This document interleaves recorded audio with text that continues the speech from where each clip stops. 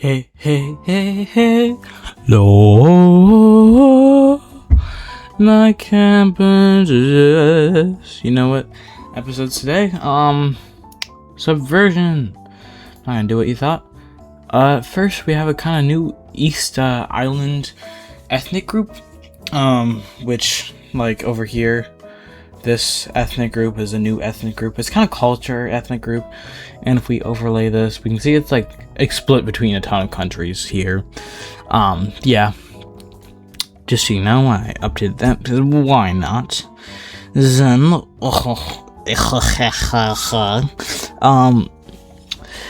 that's of course not the only thing. We have all of this.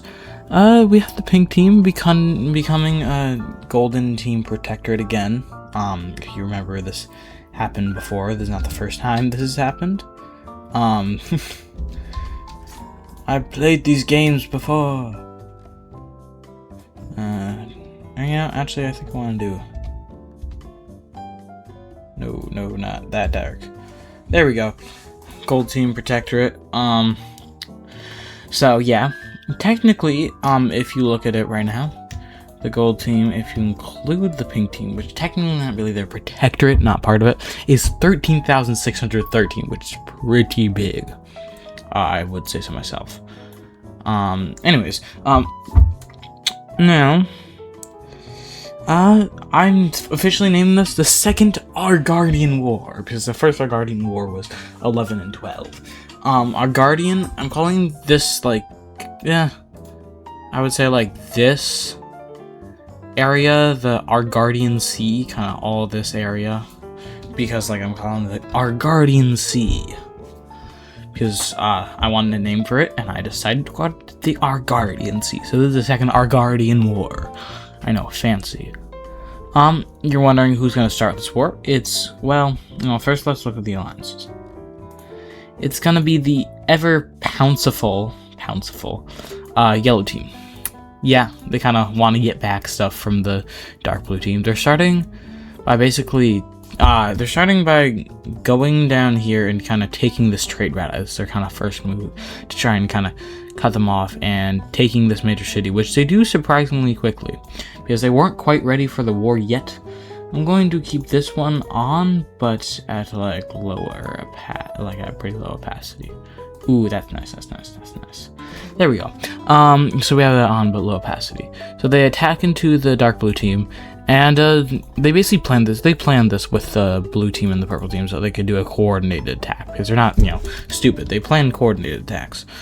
So they also attack the dark blue team. It just happened that the yellow team wanted to attack first because, well, they're kind of bloodthirsty. There we go. Then we also got the purple team, which is, the strongest out of all of them attacking. So we can't forget them. We have them kinda yeah, there we go. That's a good color. Invading over here and almost cutting off this area, but not quite. Also invading, and they're like weren't ready. They're ready for a war, and they kind of preparing troops, but not ready for a war yet. You might be wondering, is the orange team gonna join in? No. And they're kind of in the plans. In the plans said they would join in, but you might be wondering why they're not joining in. Anything. Anyways, we're going to have the gold team be basically sending troops through these areas to help them because, they don't have anything on their border right now. So they send in trying to basically start with spearheading these are mostly gold team troops. There's some dark blue team troops also, but like mostly gold team troops trying to spearhead their way, like kind of into this area. Anyways, they're trying to spearhead their way into this area and trying to like take it over by spearheading their way in here. Here we go. Yeah, so they're kind of spearheading like in here, taking over this trade route, kind of moving up in like a really big spearhead because it's kind of how they're taking control of what they're doing by going like this. This, the city of this. But anyways, with this happening, the gold team continues to make their push, or not the gold team, the yellow team, and so does the blue team. So they're really focusing on the purple team right now because they know that's their biggest enemy. Because actually, the Golden Union's first place, the Golden Empire, is second place, and then the purple team's third place. So they're focusing on the purple team right now. But what also happens is purple team is also doing this and taking over here, and basically cuts them off and takes a city. So, not looking the best for them, but they allow the golden team troops, allow them to take back some of this area and trying to negate the purple team's benefits. You might be wondering why the orange team hasn't sent anything in. They haven't sent any troops, they're not mobilizing, they're not doing anything, really. And that's because they're actually betraying their alliance. Yeah, they said they're being on an alliance, but they're basically bribed by the Golden Union to say, well, if you join our alliance, then we'll basically let's just say do well. And honestly, they weren't too sure if the squares were gonna win. They think the triangles have a better chance of winning anyways, so they're kind of down for joining the alliance. So they're joining the alliance, and the team members kind of shocked by this and feel appalled, like, you really betrayed us? Like, you did that? And they really wanted this because they knew, like, look how long this front line would have been if they, like, had to fight the orange team. They knew it would be more of a hassle.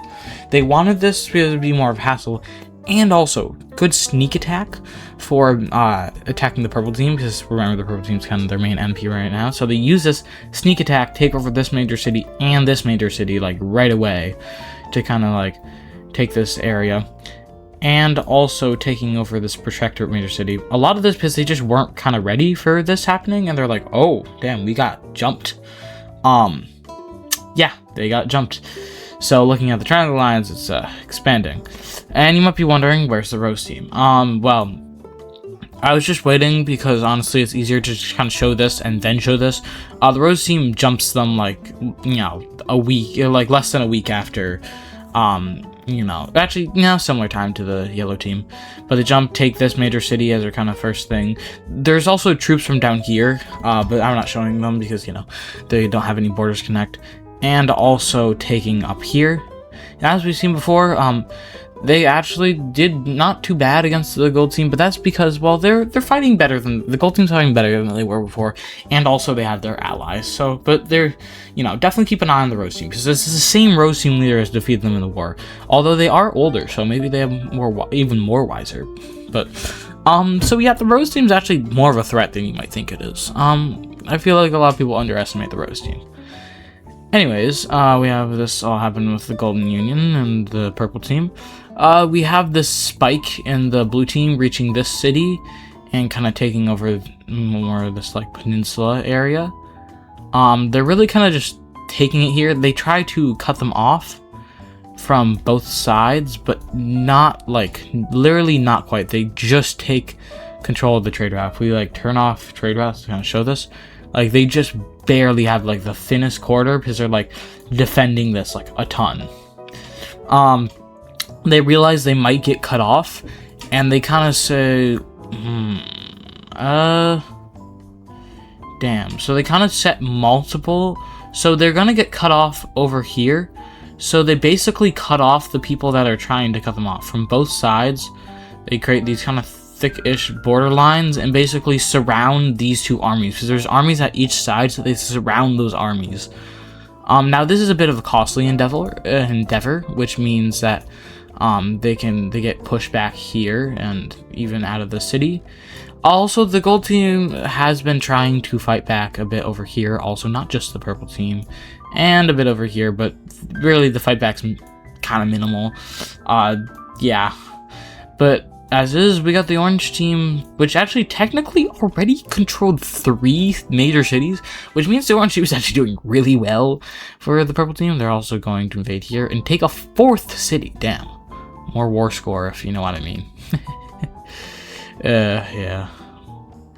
Yeah, of course, war score isn't a thing in real life. But, if you played Crusader Kings 3, or, like, you get it. Anyways, the orange team's doing pretty well for themselves, mainly because the purple team's distracted with, well, technically dark blue team, but mostly golden union troops. So it's really just them being distracted is what's helping them, to be completely honest. But the yellow team doing surprisingly well for themselves creates a little bit of breakthrough, trying to cut. They somehow successfully cut them off here because they weren't worried about this. They thought they had this succeeded, and that kind of allows them to kind of like take large swaths of this back, not before they, like, you know, they take this back and push them back, and they're kind of like, whoa, they took a lot back because they're like, hey, don't mess with us, don't get the wrong idea that you can mess with us. So that's more of a statement than anything, but yeah, a little bit of hit from that. We also got the purple team kind of trying to strengthen up this area and take over here, and technically they have no movement other than troops right now, but yeah, they have no fronts. But anyways, we have fairly sterile front, or like, not moving fronts, other than the rose team front, which is really going one way, partially because, well, they're really distracted with the purple team. They've been really trying with the purple team and half succeeding. But they cut off here, which means that they actually get cut off from, like, basically all of this way except going through here. So this is, like, actually a pretty bad blow, which it forces them to actually kind of deal with this and take back this area and kind of refortify it. But that also means that they get completely kicked out of the purple team. And this is, like, not looking good for them, actually. I mean, could be worse, always could be worse, really, but nah, this ain't looking the best, because, well, they kind of start faltering, and kind of goes back to what we were talking about, the war with the rose team and the gold team not too long ago, yeah, a couple episodes ago, meaning, like, this, they're kind of not doing as good as like, with them being united. The green team and the red team kind of still not doing well as a union, even though their kings are doing well, but, like, the people still don't like each other, because if we look at, if we look at religion map, there are two separate religions, red religion and orange religion, which don't like each other, and two separate ethnicities, like orange-red ethnicity and red ethnicity. Orange-red ethnicity comes from red ethnicity, but still, they don't really like each other. Like, the people themselves don't like each other that much, and that's kind of faltering them in the war. It's honestly a shocker that they're still surviving together. Good shocker? I don't know, it's up to you to decide, but it's really a lot of bureaucracy just kind of keeping them alive. Anyways, the gold team's still mad about what the yellow team did. Kind of just fires back at the yellow team and goes like, oh, you think you could have that? Actually, there's also a lot of dark blue team troops, but, gold team mainly. And kind of surrounds their capital city. Not kind of, does surround their capital city. Yeah, the yellow team, dead. That's some ground that they made. They're currently just taking over yet. Their government's in exile. Their government basically fled into the purple team. So their government right now is actually in the purple team capital, which is actually pretty defendable. So it's a good capital. But they're in the purple team capital right now. But they're not actually ruling their government right now because they kind of can't. It's kind of taking over the purple team, making advancements here. And, well, the golden team with the dark blue team wants to switch up their strategy. They want to go more defensive. They're trying to do offenses and make a spike here, but they realize they got to do more defense. So they're fighting back against the blue team here and fighting back against the purple team over here. And, also here, they make a couple strides against the rose team, but this border is kind of starting to stagnate a bit because the rose team is doing pretty well. Like, for all things considered, like, their technology based, strictly war based, the golden team should be winning, like, by a landslide, but the leader of the rose team is just a lot better at managing, especially because they don't have, like, big ethnic and religious diversities. There are some ethnic and religious diversities, but that's just, there are, but, not as much, really. So yeah, the rose team front is, actually not going as well as you might expect, but it's really a toss-up right now. Like, we look at the orange team's winning quite a bit here, dark blue team's winning here, but losing here, and losing here, but it's like, and they're losing here. It's like, it's a whole thing. It's really a toss-up right now who wins and who's losing, but purple team decides to try and take back the city, and they successfully do, liberating the city, and also they manage to take back this city, kind of taking back these areas not too easily. So they're focusing a bit more on the orange team now. Yeah, we have all that happening. It's a lot of back and forth, and no real side is winning right now. It's a lot more, like, stable than you might think it is, especially because, you know, we have all this, and you would think the Golden Union would be way stronger, especially with, you know, the orange team betraying. The betrayer! But really, their population, you know, I was thinking of making a new stability layer. I haven't yet. You know, let's just do this. Let's just bite the bullet. I don't know what bullet there is to bite, but basically their stability, let's put that, on display, like a big circle. Let's just do a big circle here. Red literally just means, you know, that their stability, not the worst, dark red is the worst, but their stability is bad. Like, they are crumbling. A lot of their people are hating each other, and what happens is, in the south, there's, let me make this smaller, there's, like, looking at the ethnic layer mostly, and religious layer, you can see both these are, like, different ethnicity and religion. So around the capital, there's, like, a big, there's, like, a big riot of, like, red, you know, pro-red team, like, pro-succession. There's, like, some cities over here that have different red team sympathies. Which is, of course, not good, because you don't want, your country to be rebelling, especially in the middle of a war. And they may or may not be funded by the Rose team, because, well, the Rose team doesn't like the red people as much. They more of just want to hurt, you know, them in any way they could. So they may or may not be being funded, but, like, only minorly. They wanted to do this, they're just kind of being accelerated, if you know what I mean. Like, they're accelerating. So they take control of this trade route and kind of connect all these disconnected blobs, and they realize, oh, crap.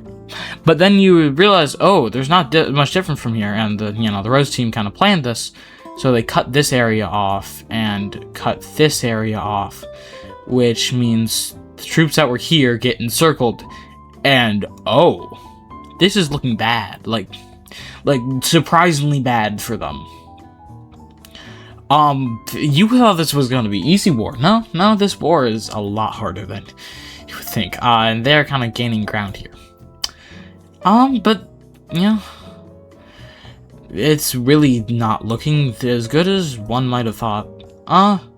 With that happening, yeah, people are not always happy about what's happening, and the gold team tries to push back, which they do, kinda. They pull back from their land, and push back in here, and a bit in here, but it's not really enough, because, well, you know, once you push back, some more people rebel, and it's like a bit of a cycle, because, well, the gold team is actually realizing how unpopular it is in this war, like, because people were just kind of going along with it. They're like, economically, we're doing well and all that, but they realized, like, no, why do we want to fight for these people? Why do we even fight the green team? If it weren't for us and the green team unifying, we wouldn't have to deal with this. We might have to still deal with the rose team, but, like, none of this. Like, why are we fighting for this? The ruler of the red team's not even leading this. It's like, the ruler of the red team doesn't like this, but, like, they are. Yeah, and with this note of, well, the gold team not doing as good as you might have expected, that's why I'm gonna have to lead off that episode, and, goodbye, my cabbages.